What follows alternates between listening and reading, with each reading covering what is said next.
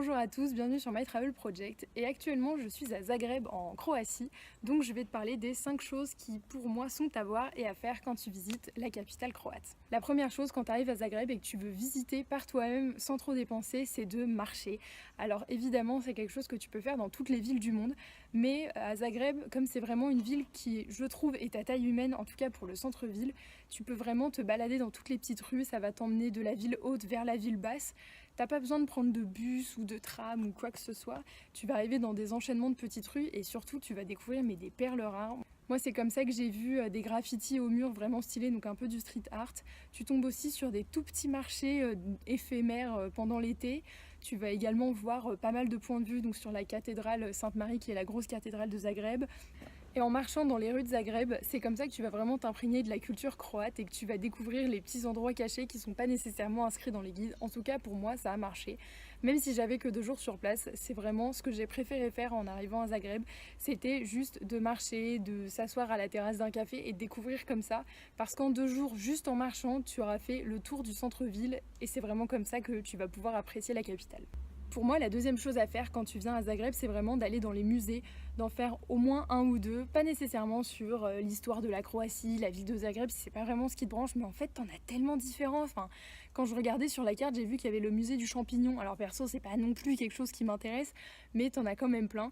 Personnellement, j'ai décidé d'aller visiter le Museum of Broken Relationships à Zagreb, qui était un incontournable marqué dans le guide de voyage que j'avais acheté. C'est vrai que j'ai pas été déçue. En effet, c'est pas non plus un musée sur Zagreb quoi, mais c'était vraiment intéressant. Après, j'ai fait 2 autres musées parce que bon, moi j'aime bien ça, que j'avais le temps et que c'était des visites qui étaient pas trop longues. J'ai également fait le musée de la torture pour rester dans les trucs super sympathiques, c'était ma journée de l'ambiance. Et j'ai également fait le musée de la ville de Zagreb, qui est un peu long mais qui est quand même super bien expliqué.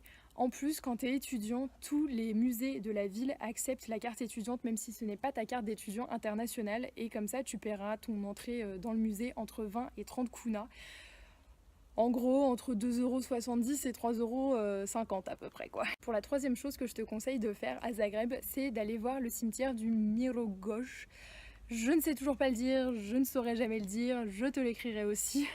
En fait, c'est un cimetière qui se trouve à 10 minutes de Zagreb en bus. Enfin, c'est encore dans Zagreb, mais depuis le centre-ville, c'est un petit peu long. Et en fait, c'est un cimetière où les Zagrebois viennent souvent se promener.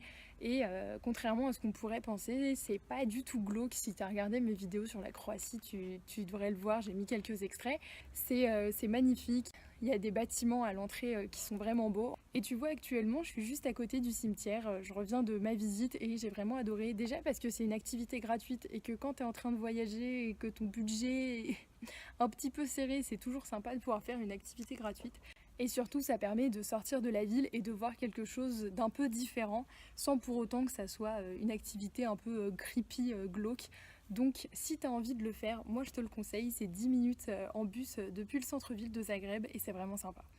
Zagreb, ça a beau être une ville qui a l'air super calme comme ça quand on y va, moi par exemple là en plein mois d'août où j'ai l'impression qu'il n'y a personne dans les rues, bah au final ça se réveille pas mal la nuit, donc si tu vas sur la place Jelačić ou à côté du marché de Lac, mets-toi en terrasse, prends-toi une bière, en plus ça coûte rien, et tu vas voir que tous les jeunes croates en fait sortent à cet endroit-là, et c'est vraiment cool de voir qu'il y a cette ambiance de rue qu'on retrouve un peu dans les cultures plutôt, on va dire, hispanophones, ou l'ambiance de nuit que moi je connaissais quand j'habitais au Cambodge.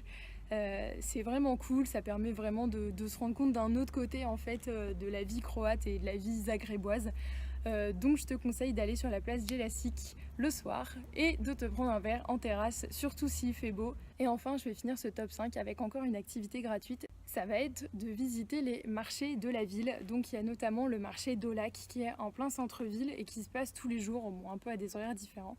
Mais c'est là que tu pourras vraiment voir le marché à la croate. Il y a aussi plein d'autres marchés dans la ville, tu les trouveras tous sur internet dépendamment de où tu vas être logé, dans quel coin de la ville de Zagreb. De toute façon, il y en a tous les jours et sur plein de sujets différents. Il y a aussi des marchés d'antiquités si tu es du genre à bien aimer ça. Ce qui est sympa, c'est que ça va te permettre de rencontrer des locaux et aussi de voir comment se passe un peu plus la vie non touristique à Zagreb dans des marchés qui ne sont pas nécessairement tous connus des touristes. Faut chercher un peu parfois, mais on peut en trouver. Sinon, n'hésite pas à demander à ton auberge ou au propriétaire de l'appartement que tu vas louer par exemple. Ils seront forcément au courant et ils pourront te donner les meilleurs conseils pour aller visiter les différents marchés de Zagreb. Voilà, c'était mon top 5 des choses à voir et à faire quand tu visites la capitale de la Croatie, donc Zagreb. J'espère que ça t'aura plu et on se retrouve bientôt pour une prochaine vidéo sur la Croatie ou autre. Ciao!